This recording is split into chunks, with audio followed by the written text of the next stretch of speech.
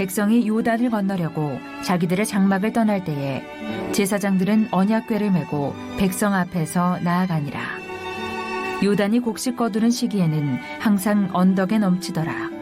궤를 맨 자들이 요단에 이르며 궤를 맨 제사장들의 발이 물가에 잠기자 곧 위에서부터 흘러내리던 물이 그쳐서 사르단에 가까운 매우 멀리 있는 아담 성읍 변두리에 일어나 한 곳에 쌓이고 아라바의 바다 염해로 향하여 흘러가는 물은 온전히 끊어지매 백성이 여리고 앞으로 바로 건널세 여호와의 언약궤를 맨 제사장들은 요단 가운데 마른 땅에 굳게 섰고 그 모든 백성이 요단을 건너기를 마칠 때까지 모든 이스라엘은 그 마른 땅으로 건너갔더라. 가나안 땅으로 들어가기 위해서는 요단강을 건너야 되는데요. 그때 새롭게 뽑힌 여호수아가 그들에게 말합니다. 하나님께서 우리를 저 요단강을 건너게 하실 텐데 하나님께서 저 요단강을 마르게 하실 겁니다. 백성들은 이 여호수아의 말을 전해 들으면서 그들의 아버지 또는 그들의 할아버지로부터 들었던 홍해의 기적을 떠올렸을 거예요. 아, 이제 나도 홍해의 기적, 물이 쩍 갈라지는 그런 놀라운 기적을 볼 수 있겠구나. 잔뜩 기대를 가지고 법궤를 맨 제사장들을 그들이 주목하기 시작해요. 그런데 아무 일도 일어나지 않았어요. 정확히 말하면 아무 일도 일어나지 않는 것처럼 보였어요. 요단강의 기적은 홍해의 기적처럼 물이 갈라지는 기적이 아니에요. 요단강의 기적은 일종의 댐이 만들어지는 기적입니다. 물이 물을 막는 물댐이 만들어진 거죠. 요단강의 제사장들의 발이 닿는 순간 요단강 상류에 아담이라고 하는 성읍이 있었는데 그 주변에 요단강의 물이 댐에 갇힌 것처럼 쌓이기 시작했습니다. 16절 말씀에 보면 곧 위에서부터 내리던 물이 그쳐서 사르단에 가까운 매우 멀리 있는 아담 성읍 변두리에 일어나 한 곳에 쌓이고 아담 성읍 변두리에 물이 쌓이기 시작했다라는 거죠. 여기서 우리가 주목해야 할 단어가 있는데요. 그게 뭐냐면 매우 멀리라는 단어예요. 요단강에서부터 이 아담 성읍까지의 거리는 약 32km 정도 된다고 해요. 32km 정도 떨어진 아담 성읍에서 물이 쌓이기 시작했다라는 겁니다. 아무리 눈이 좋은 사람이라도 32km 저쪽을 볼 수 있는 사람은 없죠. 그래서 제사장들이 요단강에 발을 담갔을 때 그 즉시 아담 성읍 그곳에서는 물이 쌓이기 시작했지만 당시 그 현장에 있었던 사람들은 아무것도 일어나지 않는 것처럼 보였습니다. 그런데요, 우리 눈에 보이지 않는다고 하나님이 일하시지 않는 것이 아닙니다. 16절은 어떤 단어로 시작하죠? 곧.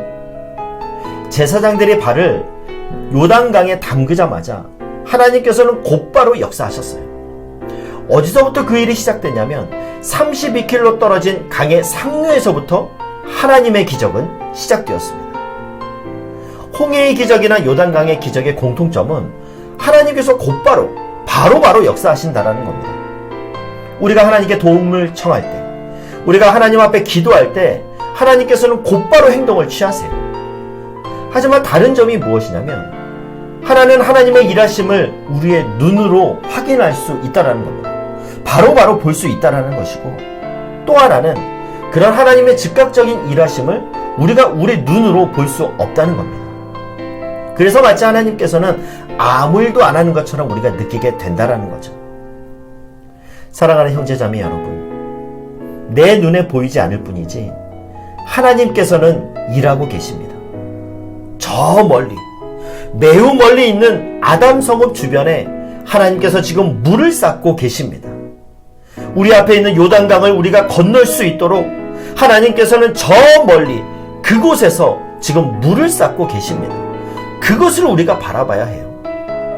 우리가 그 문제, 갈라져야 될, 없어져야 될, 사라져야 될 그 물에 우리가 아무리 집중하고 쳐다봐도 아무 일도 일어나지 않아요. 거기에는 우리의 희망이 없습니다.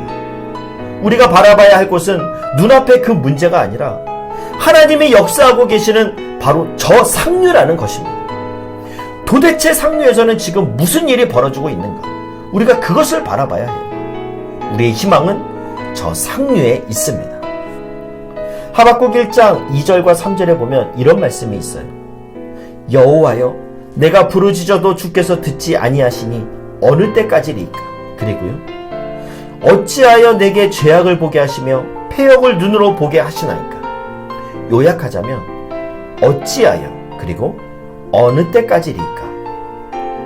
우리에게 갑자기 어떤 생각지도 못한 위기, 감당할 수 없는 위기가 찾아오면 우리는 우리도 모르게 이런 말이 나옵니다. 어찌하여? 왜? 그리고 어느 때까지? 답답한 이 상황은 왜 일어나는 것인가? 그리고 언제까지 계속될 것인가?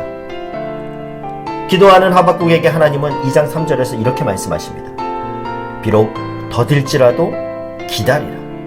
지체되지 않고 반드시 응하리라.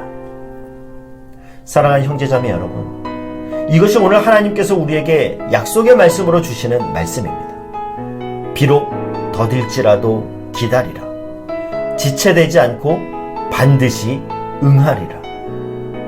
이 하나님의 약속의 말씀을 붙드시길 바랍니다.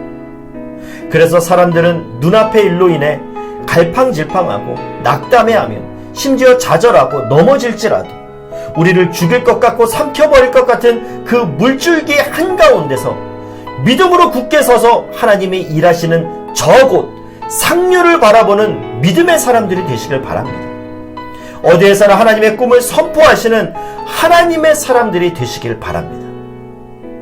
하나님이 일하고 계신다. 내 눈에 보이지 않을 뿐이다. 나는 그 약속을 믿으리라. 나의 작은 신음에도 응답하시는 나의 하나님이 바로 지금 일하시고 계신다. 이런 믿음의 고백을 하며 세상 가운데 전진해 나가시는 하나님의 사람들 되시기를 주님의 이름으로 축복합니다.